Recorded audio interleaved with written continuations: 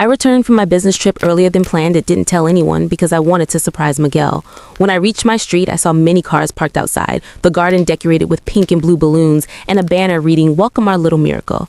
I parked the block away and walked back. The front door was ajar, and inside the house was filled with music and laughter. When I stepped inside, I froze in the middle of the living room. Carmen, my closest friend, was visibly pregnant, clearly in her 6th month. My mother-in-law, Rosa, was affectionately rubbing her belly while my own mother served drinks. Gifts were piled high on the table.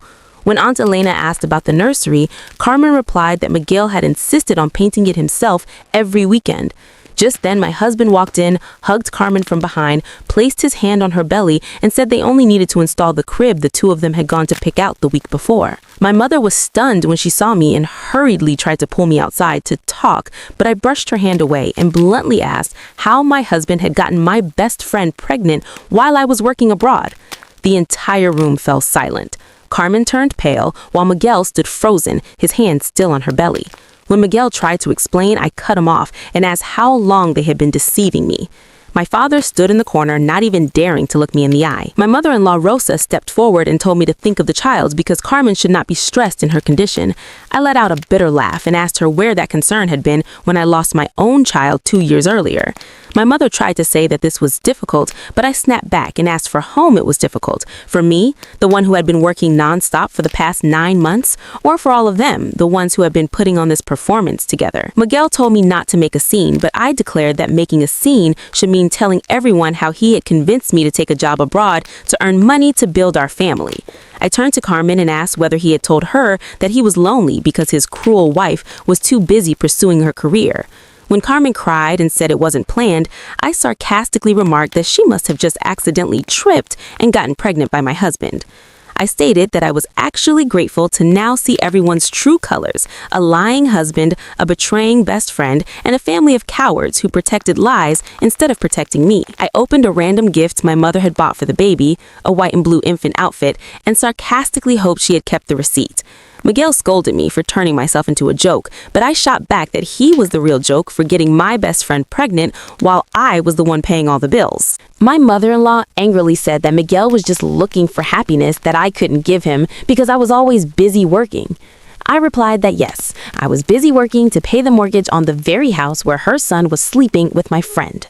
I declared that they could keep the house and the gifts, but Miguel would no longer get to touch my money. I revealed that while abroad, I hadn't just been working, I had also consulted a lawyer and had evidence of every single dollar I had spent on that house and on the marriage. I left the house, my hands shaking, but I refused to collapse in front of them. I rented a hotel room and blocked all contact. The next morning, I went to a law office to begin divorce and asset division proceedings. Because the house was in my name and I paid all the expenses, Miguel had no rights to it at all. When Miguel asked to meet at a cafe and pleaded that it was a mistake caused by loneliness, I firmly stated that it was a choice. He admitted he was wrong, but I coldly informed him that the lawyer had already filed the divorce and that he would not receive a single cent. Even though the family tried to persuade me to forgive him, I moved into a new apartment and focused on my career. However, their audacity had no limits. One afternoon, I accidentally saw Carmen post an ultrasound photo on social media with the caption, "Dad took Mom and me for a checkup. Daddy's little angel was so well behaved today." In the photo was Miguel's hand resting on the ultrasound film, his wedding ring, the one I had once believed symbolized eternity, still gleaming on his finger. But what stunned me even more was the background. They were sitting in the car I had worked so hard to buy. Seeing Miguel's happy smile and the proud sparkle in his eyes reflected in the rearview mirror, my heart felt like it was being crushed. I ached for myself because for 3 years he had never once looked at me with such tenderness, yet now he was using my own assets to shelter his betrayal. I realized I could no longer allow them to enjoy themselves on my sweat and sacrifice. That car was entirely in my name, and every month the automatic installment payments were still deducted from my account. I didn't scream or send angry messages. I quietly contacted a used car dealer and arranged a transaction in broad daylight. I knew their schedule perfectly well. On Saturday morning, Miguel would take Carmen to her routine prenatal checkup. I appeared in the hospital parking lot along with a car-buying agent and a tow truck. Just as Miguel was tenderly helping Carmen out of the car, still holding the ultrasound report in his hand with a look of deep satisfaction, I stepped forward.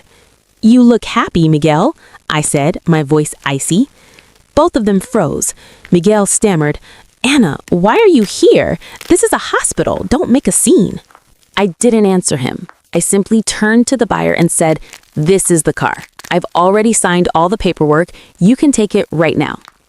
Miguel screamed when he saw them start hooking chains under the car. "Have you lost your mind? This is our car.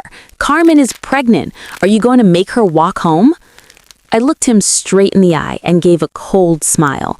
"Wrong. This is my car. I have no obligation to finance transportation for my ex-husband's mistress to go to ultrasound appointments. If you love her and that child so much, use your own money to buy a new car." The buyer told them to remove all personal belongings. I stood there watching Miguel, humiliated, pull out from the compartment the lumbar pillow I had once bought for him, along with a stack of paper bags containing Carmen's medical reports.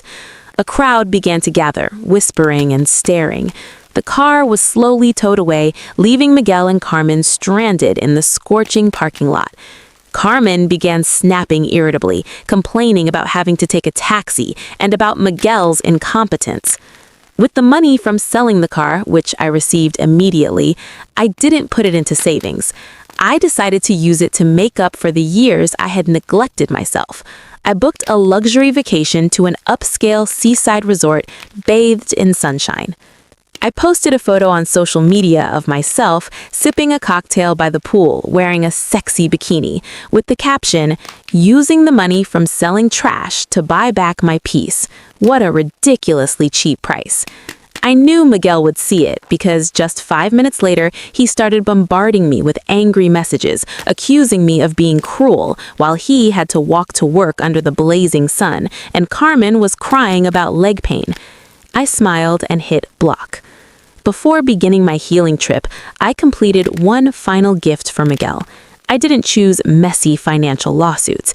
Instead, I targeted what he had always been most proud of, his image of professional success.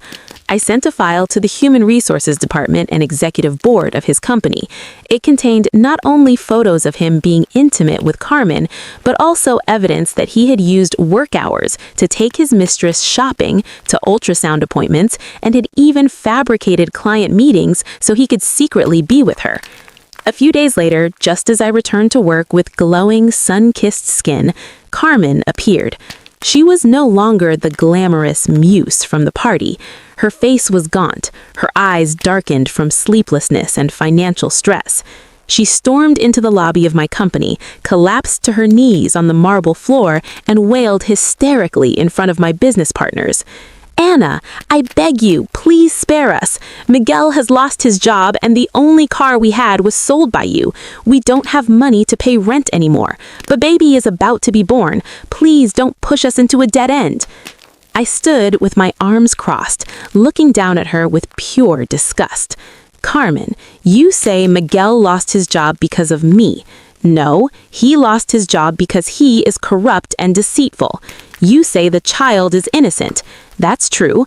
Then use whatever self-respect you have left to find a job and support it, instead of kneeling here begging for money from the woman you stabbed in the back." Security dragged her out amid whispers of contempt from the entire staff. Once the divorce petition was filed, Miguel was no longer the sweet or remorseful husband. He turned into a cornered beast, ready to bite and claw for whatever scraps of benefit remained. With the backing of his mother and a group of cheap lawyers, he decided to turn the divorce into a nightmare for me. The biggest obstacle was property. Shamelessly, Miguel claimed that even though the apartment was in my name because we had lived together as husband and wife for many years, he was entitled to half its value. He began listing every item in the house, from the television and sofa to the smallest decorations, demanding that everything be split evenly or that I reimburse him in cash. Worse still, he even filed a claim demanding post-divorce spousal support, arguing that he was unemployed and unable to earn income due to psychological trauma caused by being humiliated by me and losing his job. On the day of the court hearing, I faced a scenario I had never imagined. Miguel and his mother had prepared a team of fake witnesses. Former neighbors, who were friends of my mother-in-law, were brought in to testify that I was a cold-blooded wife who constantly emotionally abused her husband and abandoned the family to chase my career. His lawyer looked straight at me and declared loudly, my client, Mr. Miguel, sacrificed his entire career to be the backbone for Miss Anna. Her high income exists only because he took care of the household. Now that she is successful, she fabricates an affair to throw him out on the street penniless. This is a serious moral violation. Carmen even had the audacity to appear with her heavily pregnant belly, playing the role of a victim, claiming that she and Miguel were merely comforting each other because I was too cold, which led them to develop feelings while I was busy making money abroad. They tried to turn me from the victim into a tyrant, greedy, heartless, and someone who abandoned her family. For many months, I was trapped in piles of paperwork, exhausting mediation sessions, and waves of online abuse fabricated by his family.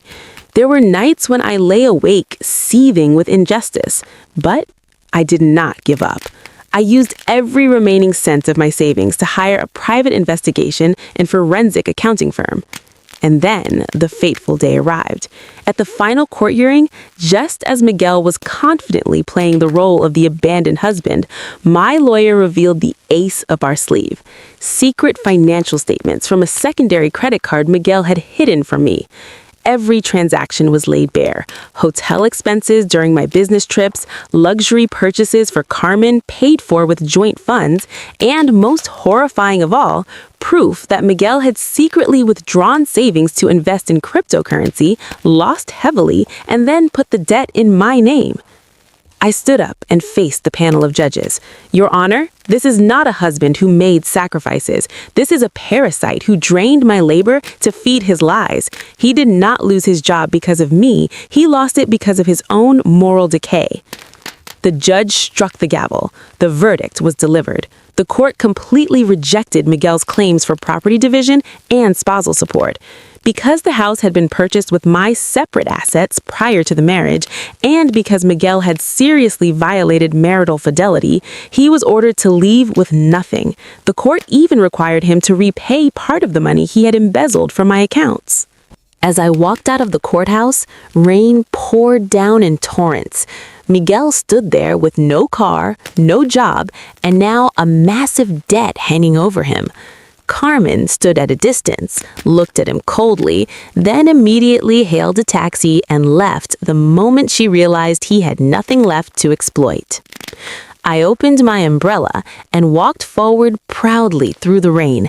This divorce was truly painful, but it gave me back my self-respect and a life more radiant than ever before. To the women who share my circumstances, those who feel their world collapsing because of betrayal by the person they once trusted most and the abandonment of those closest to them, the first thing I want to tell you is this: your kindness is not a crime. Do not sit there tormenting yourself, thinking that because you focused on earning money, because you trusted too easily, you deserved to be betrayed. A betrayer will always find excuses to justify their cowardice. Miguel accused me of being cold and infertile, but the truth is, he was only masking his own greed and laziness. Betrayal is their choice, not your fault. When I threw Miguel and Carmen out of the house, I was terrified. I feared the emptiness of the home, the judgment of society, even the harsh gaze of my own mother. But listen to me, better to be alone with dignity than to live in a fake home built on lies. Solitude is the necessary silence that allows you to hear yourself and realize this truth: you are far stronger than you think. Do not waste your tears on pointless confrontations or jealous outbursts. Learn from me. Gather evidence. Control your finances. Secure your legal standing. When Miguel and Carmen knelt begging for forgiveness or shamelessly demanded a share of my assets in court, what protected me was not tears, but bank statements and property contracts. Remember this, feelings can change, but ownership of assets does not.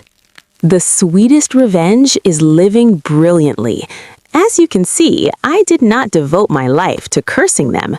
Do not let your life end at the chapter called Betrayed.